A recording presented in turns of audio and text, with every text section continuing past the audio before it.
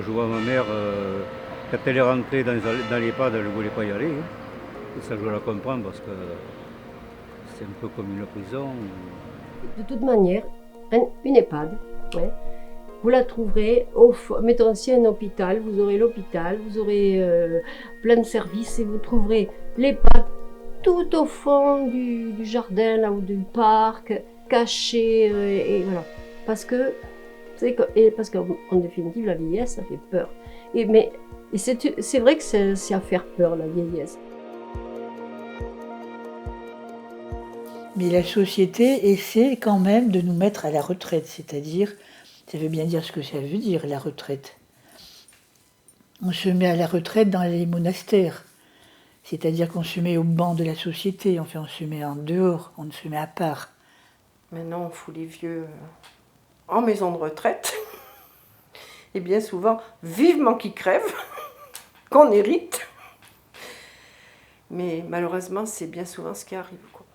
Alors, la place des seniors, elle est bien ingrate, cette place, parce qu'on les flanque dans des EHPAD et c'est une horreur. Un senior est appelé à être malade, donc effectivement, ça a un coût pour la société. A besoin d'avoir des aides, des trucs comme ça, donc... Rejeté, on se sent à part.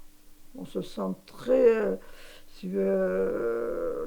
d'ailleurs, tout est fait dans la société comme ça. Prenons le Bouscat plus particulièrement, vous avez le pôle senior, des activités pour les seniors, et puis après, il y a les jeunes. Mais pour arriver à faire quelque chose d'intergénérationnel, il faut s'accrocher. Et je pense qu'il y a quand même un petit peu moins de respect vis-à-vis des seniors. Et quand on est jeune, on ne se soucie pas des seniors. Et ça peut être dans un site fait pour les jeunes, dans le cadre de la politique. C'était un site fait par les jeunes pour échanger. Et moi, je n'avais pas entendu parler, j'ai dit qu'est-ce que c'est que ça? Et il y a quelqu'un qui m'a répondu, oh, mais ça c'est pour nous. Voilà. Je ne savais même pas ce que c'était, alors il fallait être parrainé, je ne sais pas, d'un secousse, je ne me suis pas renseigné davantage, vu l'accueil, c'était pas la peine, mais oui, c'est une forme de rejet. Non, parce que c'est pas, non, je n'ai pas de place, parce qu'on ne me demande rien. Je le vois même au sein de ma famille, j'ai une fille médecin, une fille juriste, mais mes discours n'intéressent plus. Vous voyez, on me confie avec précaution le dernier bébé, et encore, on regarde bien si je ne le fais pas tomber. Alors, voyez. Alors après, dans un échange comme ça, avec des jeunes ou n'importe quoi, là, on peut parler, on peut échanger nos valeurs, on peut s'expliquer, on peut partager. Oui, mais dans un sens société, là, j'en sors. J'ai gardé quelques amis. On n'est pas forcément du même avis, donc c'est pas quelque chose, voilà. Mais au moins, on se voit, on discute, on s'engueule, peu importe, il y a de la vie, voilà, tout simplement. Et voilà. Plus on est en contact avec les gens, plus on garde son intellect. Moins on est en contact, la preuve, le confinement, moins on est en contact, on perd le sens de la parole, on perd plein de choses, on est isolé, on s'isole. Ma belle-mère vit toute seule. Bon, elle a 97 ans et puis il faut reconnaître qu'elle commence à en avoir un peu... Parce qu'il arrive à un certain âge où, pas, si on peut sortir et tout ça, ça va. Mais bon, elle ne veut plus sortir parce qu'elle a peur de tomber et tout comme ça. Elle commence à en avoir un peu marre. Je vais employer un mot un peu de la vie. On l'entoure et tout ça, mais bon, c'est... Donc, ah voilà, monsieur le curé qui se réveille. Donc, ça c'est chouette d'entendre la cloche. J'aimerais habiter le centre-ville, hein, moi. Ouais. Mais bon, la Bérengère est un peu loin. Pour venir ici, moi je peux pas venir à pied. C'est dommage, hein. Parce qu'ici, les personnes qui n'ont pas de véhicule, c'est la galère, hein. Prendre le bus ici, parce que la résidence Livre est très mal achalandée, quoi, hein. Je vois, j'amène des personnes, je les amène faire les courses, hein. Ben oui. Enfin, avant, je les amenais. Maintenant, on ne peut plus. Je vois quand je prends le bus, quand je prends le 12, et c'est le lycée à côté du parc Bordelais. Là, tu as un lycée quand tu descends. Et bon, il y en a, ils sont très corrects, les jeunes, moi qui suis handicapé, il y en a qui me laissent la place sans problème. Mais il y en a d'autres, il y en a un que j'ai demandé un jour, il commence à ronchonner. Il a fallu que le chauffeur intervienne pour qu'il me laisse sa place. Il y en a qui les aiment beaucoup, et puis il y en a d'autres qui s'en foutent. Moi, bon, j'ai les transports gratuits maintenant, depuis que j'ai fait l'armée. Mais si je vois une dame qui est debout, je lui laisse la place encore. Hein. C'est un signe de respect pour la femme. Et elle ne refuse pas. Bon. Ce que j'entends des fois, mais pas sur moi, sur d'autres, quand ils passent, ils disent « Oh putain, il nous fait chier celui-là, qu'est-ce qu'il fait encore là ?»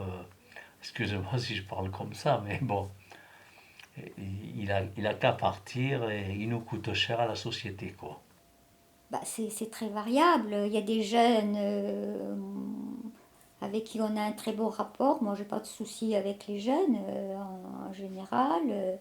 Donc, pas plus avec les personnes âgées. Après, c'est pareil, c'est une question psychologique. Bon, on accroche ou on n'accroche pas. Bon, c'est la vie. Du côté des jeunes, je pense que c'est surtout que ça les ennuie. Ils sont feignants un peu, les jeunes. Ils vivent sur les acquis des vieux. Bon, nous on a fait les guerres, puis eux, bon, ils se reposent, quoi. Donc, alors il y a une forme d'ennui, comme tout ce qui ennuie dans notre société, on le fuit. Donc je pense que vis-à-vis de la société, on est assez mal perçu, en fait, je pense. Après, bon, moi étant jeune, je devais être pareil aussi, hein, je ne me rappelle pas, mais on critique assez facilement, ils disent oh, qu'est-ce qui nous embête ou des trucs comme ça, quoi. C'est dur. C'est dur de vivre quoi dans cette société, quoi. Parce que je trouve que les gens sont pas sociables, ils sont pas, je veux dire le mot, ils sont pas gentils comme autrefois, quoi. Mais je sais que les jeunes à l'heure actuelle n'ont plus de respect pour les personnes âgées. On le voit dans la société. Non, les jeunes ils n'arrivent pas à lier avec les personnes âgées.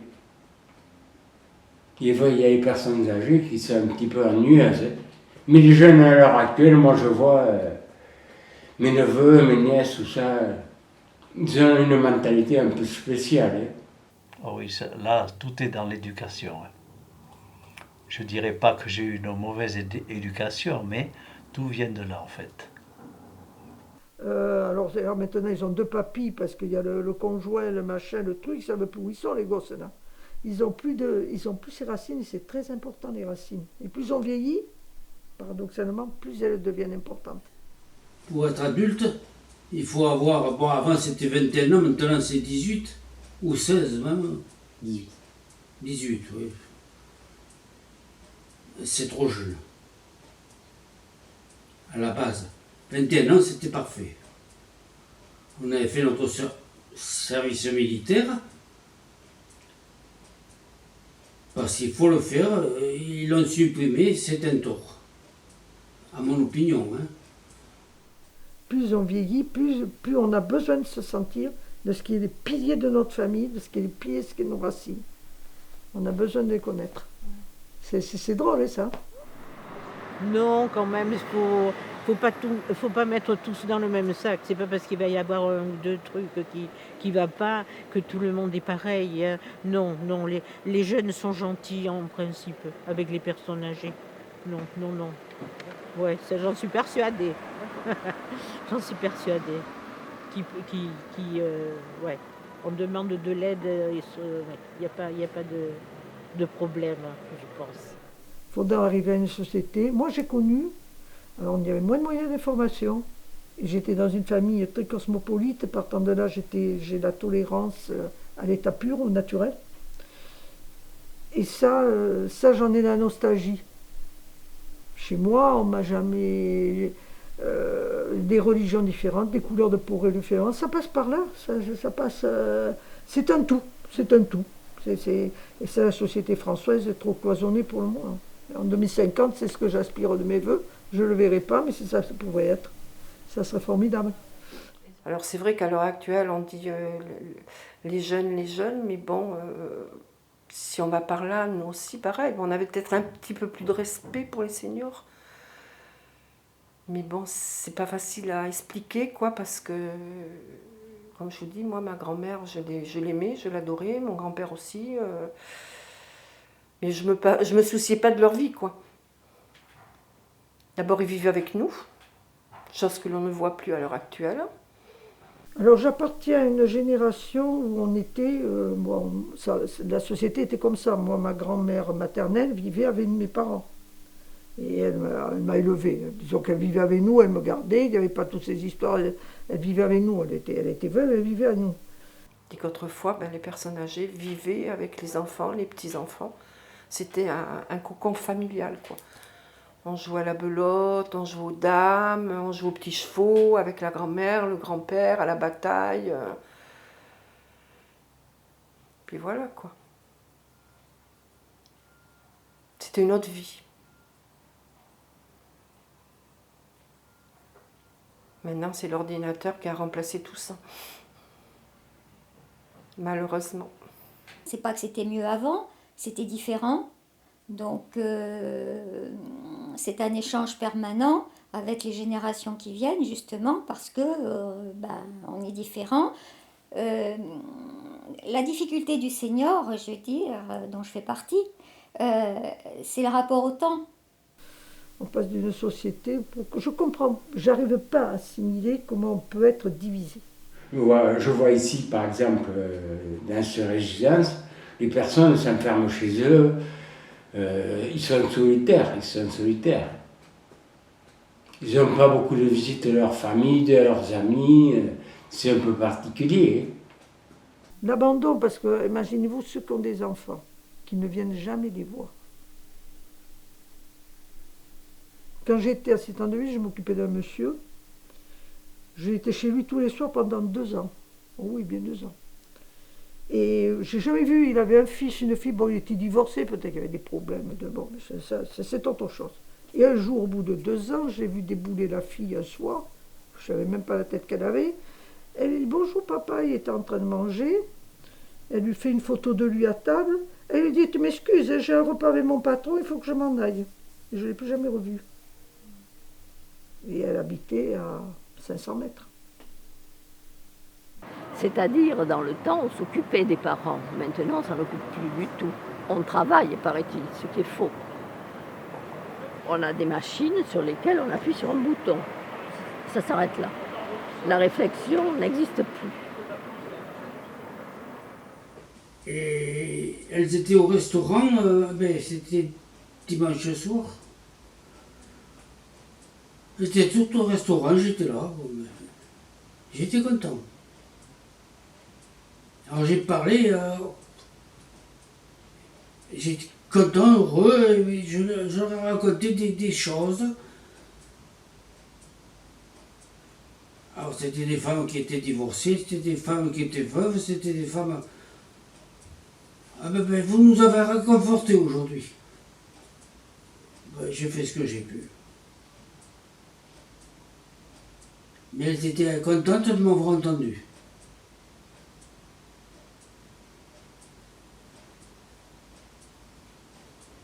Des fois, il ne faut pas grand-chose pour faire plaisir à quelqu'un. C'est vrai que ça fait partie de la santé aussi. On est mieux quand on est... voilà. On se sent mieux. C'est pour ça, n'oubliez pas vos grands-parents, les enfants. Les oubliez surtout pas. Un petit message, mamie, je t'aime, mamie, voilà. Comment tu vas? Ça fait plaisir. Franchement, je ne sais pas, parce que moi j'ai vu, je fais partie de la génération où il n'y avait rien. Je parle rien, télévision, téléphone et tout ça. Aujourd'hui, il y a tout, donc je ne peux pas comparer mon époque, ma jeunesse, à la jeunesse d'aujourd'hui. Et en 2050, ça se trouve, ça sera complètement différent par rapport à aujourd'hui. Il faut essayer de ne pas perdre, de ne pas se laisser perdu au milieu des nouvelles technologies. Il faut essayer de s'accrocher aux branches et de vivre, si on veut justement être citoyen, si on veut, il faut toujours participer un peu. Il faut toujours participer. Ça, oui. Oui, le temps s'est tellement accéléré et les progrès techniques se sont tellement accélérés que nous, on a quand même du mal à suivre ce temps et ces nouvelles technicités qu'on ne peut pas aborder autant à l'aise que les jeunes. Moi, je suis dépassée. Je vis à mon rythme et puis bon, on est obligé de suivre de toute façon, il n'y a pas de souci. Mais sinon, on est un peu dépassé, quoi. Donc ce rapport aux nouvelles techniques, le senior, je pense là, est quand même pas mal distancé. Et si on veut aborder ces techniques, on les aborde avec notre temps à nous, qui est beaucoup plus lent. Tout ce qui est tout ce qui est la télé, l'audiovisuel. Visuel, voilà, c'est ça. Tout ce qui est ces systèmes, tout ça, c'est beau avoir tout ça. Mais bon, voilà. Il faut vivre avec son temps aussi. Il faut essayer de s'adapter avec les temps de maintenant. Tout ce qui est bon, Internet, tout ça. Moi je suis Internet. Il faut vivre au rythme. Enfin, moi, j'ai la chance de pouvoir vivre au rythme de l'informatique, de suivre.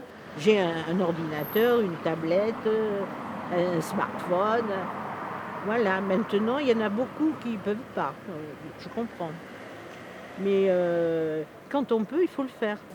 Toujours est-il que nous, les femmes, on a un confort extraordinaire. On a la machine à laver, on a le sèche-linge.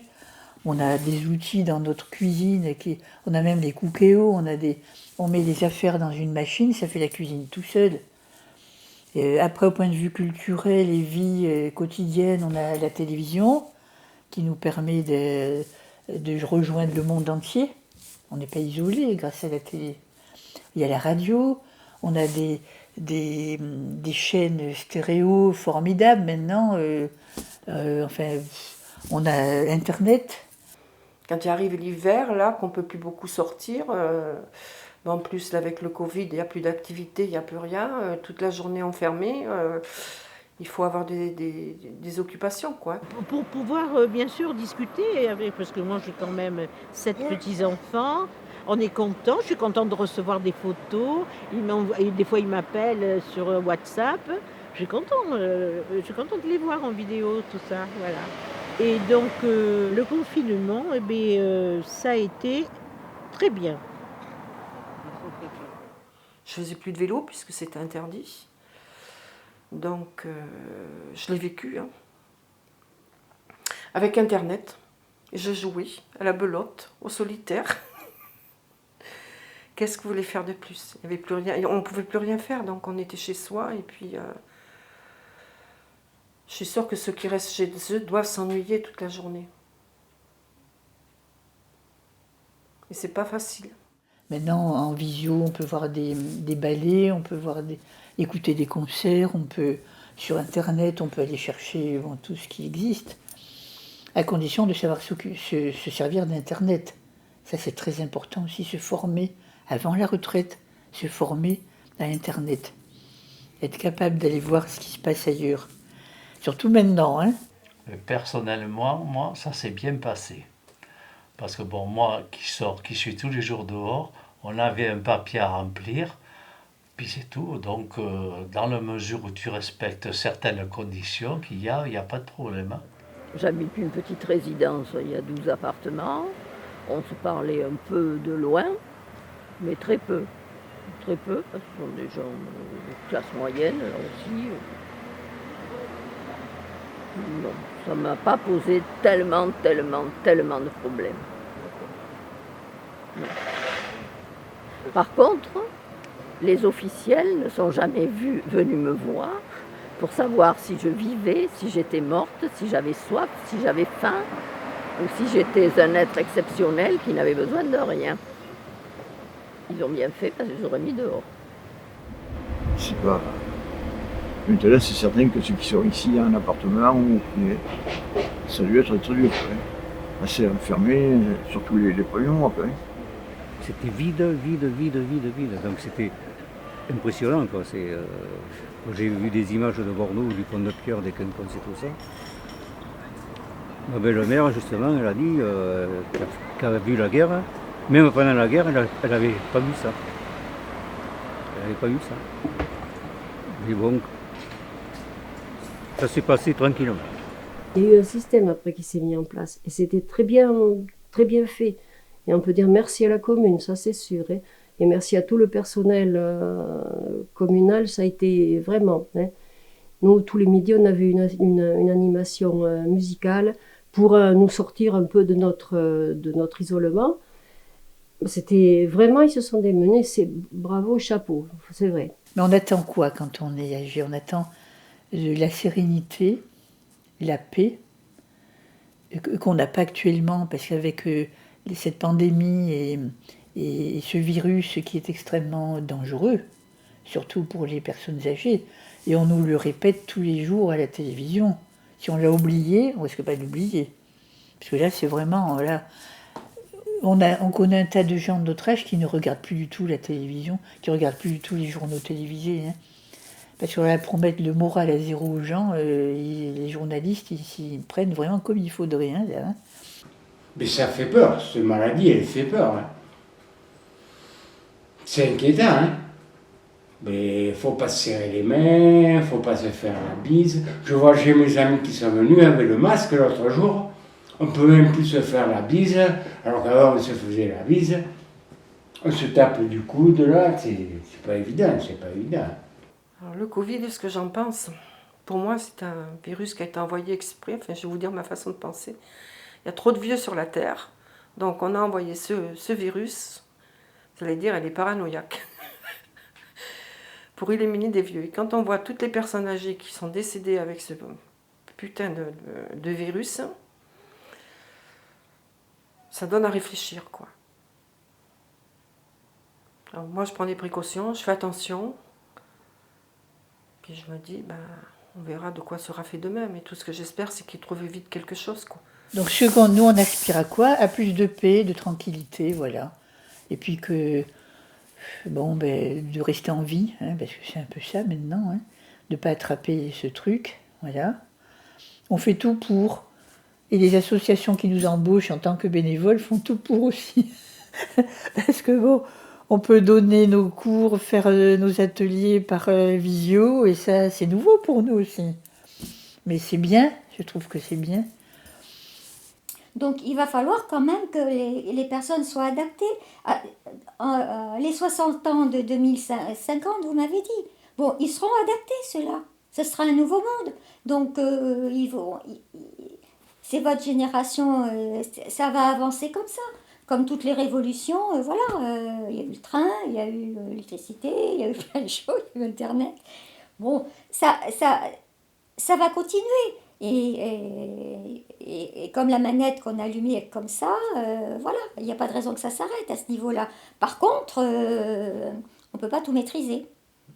Donc, on arrivera à ça si on arrive à limiter et à revenir à quelque chose de raisonné, à un milieu, à quelque chose qui n'est pas tout fou comme ça, cette course en avant folle, à tout point de vue d'ailleurs. Vous savez, je crois que la société est un éternel recommencement.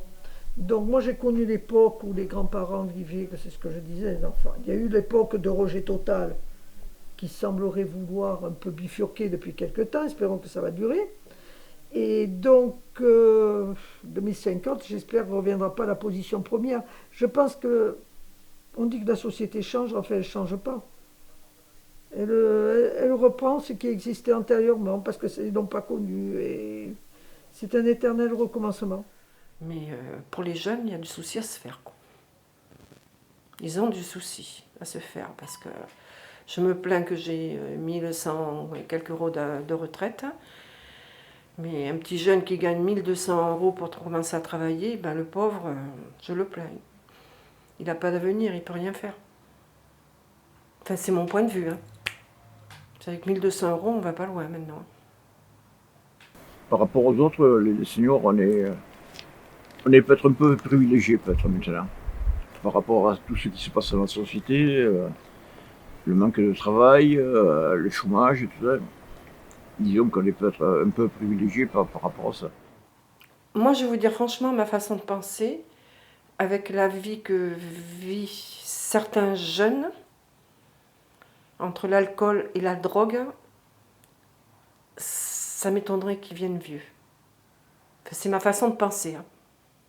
Et avec la vie qu'ils vivent sur les nerfs, avec tous les soucis, les problèmes qu'il y a dans le monde entier, j'ai un gros doute qu'ils viennent aussi vieux que notre génération à nous. Et je pense qu'on ne peut pas...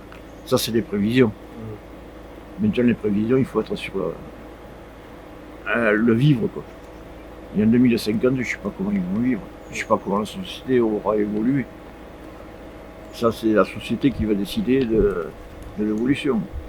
Maintenant, est-ce que tout sera bien? Est-ce que les retraites seront bien rémunérées? Est-ce que les gens vont pouvoir vivre avec ça? Est-ce que ce sera accepté dans la société? Est-ce qu'il y aura assez de maisons de retraite? Il y a beaucoup de choses qui peuvent se passer quand même. Et puis avoir les moyens. Puis il y en a qui auront les moyens de rester chez eux. Est-ce qu'ils seront bien accompagnés? Ça, c'est la société qui décidera. Il faut qu'ils se prennent en main aussi. Il ne faut pas tout attendre de la société. Moi, je ne me suis jamais penchée sur cette question. Non, ce qui nous importe maintenant, je pense, c'est qu'on est plus fragile qu'avant. Enfin, plus fragile, plus vulnérable. Et je pense que la sécurité devrait être plus forte. Oui, c'est vrai que ça. Il y a trop de violence. Enfin, pas au Bouscat, c'est pas trop. Non, mais on n'est pas trop touché dans la commune. Mais en France, en général, c'est vrai que ça fait un peu peur. On se sent vulnérable. Encore moins vite qu'avant. Encore moins vite. Bon, on n'a pas les mêmes réflexes, tout ça. Bon, voilà, on a un peu peur de ce côté-là. Bon, on n'est pas touché, nous. Mais on voit comme toujours, j'en reviens là, on voyage pas mal. On voit que dans certains pays... c'est beaucoup plus... Oui. Dans les pays scandinaves, c'est beaucoup plus serein. Ou serein, même ailleurs. Enfin, aux États-Unis, même, c'est différent. Il y a la violence, mais la répression est telle que... C'est pas la même violence. Ils n'ont pas trop envie d'être délinquants. Ouais. Il y a trop de gens qui ne travaillent pas. Ils sont au chômage. Il faut s'intéresser à quelque chose. Et moi, j'ai jamais été au chômage. Pourquoi? Je me recyclais, je faisais autre chose. C'est tout. Mais si on reste les deux pieds dans les mêmes sabots, on se casse la gueule. Il faut faire attention aux gens, surtout ça. Et ça permet de bien vivre. Et puis se sentir entouré, mais être surtout avec les jeunes. Ça nous permet de rester jeunes. On est tous ensemble, chacun a quelque chose à apporter. Chacun a ses défauts, chacun a ses qualités. Il faut essayer de vivre ensemble, de développer une vie ensemble. C'est pour ça que je suis une inconditionnelle de l'intergénérationnel, d'essayer de... Parce qu'on se rend compte que finalement, les jeunes sont contents et les personnes âgées aussi. Jeunes et vieux, ensemble. Comment ça va se goupiller avec cette histoire économique qu'on ne va pas pouvoir éviter? Alors mon dada, l'intergénérationnel, tout est à faire. Tout est à faire? Ah oui, tout est à faire. Il y a des balbutiements, je vous dis, en matière d'intergénérationnel. Moi, ça me dérange pas parce que je suis toujours avec les jeunes. Alors. Comme je fais partie d'un club de rugby, j'occupe les jeunes, donc ça ne me dérange pas. j'aspire à une société où une personne âgée puisse ne pas dire, parce que ça j'y vais pas, parce que alors c'est pour les jeunes. On sait qu'ils existent un peu plus. Parce qu'il fut un temps, on est avec la jeunesse.